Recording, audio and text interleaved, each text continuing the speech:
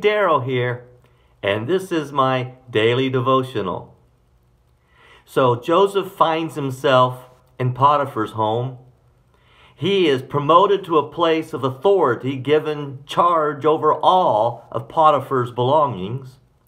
And then Potiphar's wife finds him attractive, and she comes on to him, and with his insistent no's, she finally keeps his cloak, accuses him of coming on to her, possibly even a rape charge. And here we go. Joseph finds himself in prison. Now, this is the response of Potiphar when he hears the story from his wife. I'm in Genesis chapter 39 at verse 20. Joseph's master, Potiphar, took him and put him in prison, the place where the king's prisoners were confined. But the next word in Scripture is a three-letter word that turns the situation from ugly to beautiful. A three-letter word that turns this situation from ugly to beautiful. And that three-letter word is the word but. Listen, it says, the place where the king's prisoners were confined, but while Joseph was there in the prison, the Lord was with him. What a beautiful change in direction by one little three-letter word. We have somebody who has been thrown into the cistern by his brothers. Man, if that wouldn't bum you out, cause you to doubt any thoughts you had of God, sold into slavery, sold to Potiphar, falsely accused by your master's wife, now thrown into prison, you would think your attitude would be down as low as it could go, and then that little change of direction in Scripture.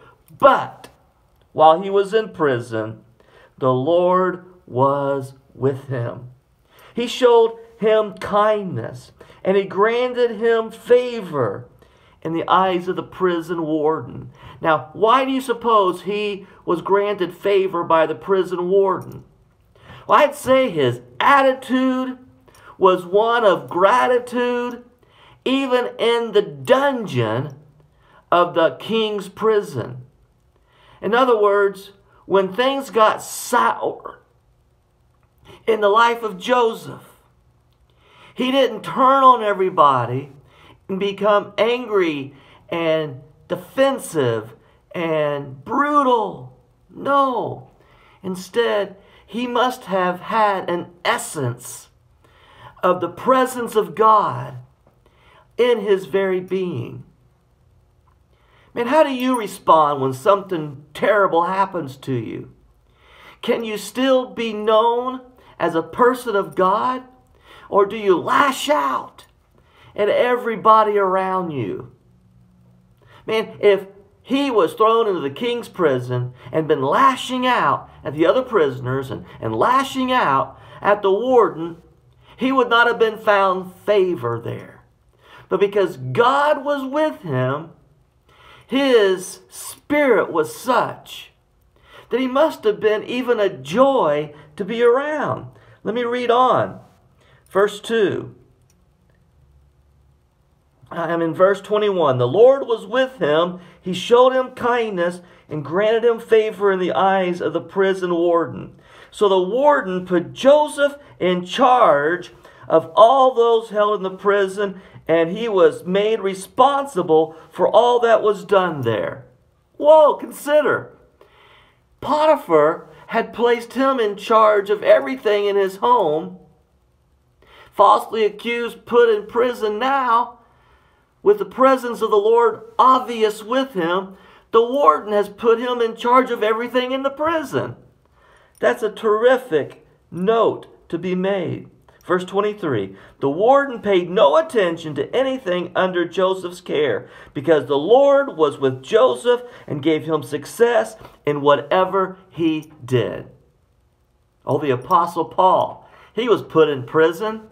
He didn't get bitter at everybody and lash out. Some of his fantastic epistles were written by him while in prison. John, exiled to Patmos.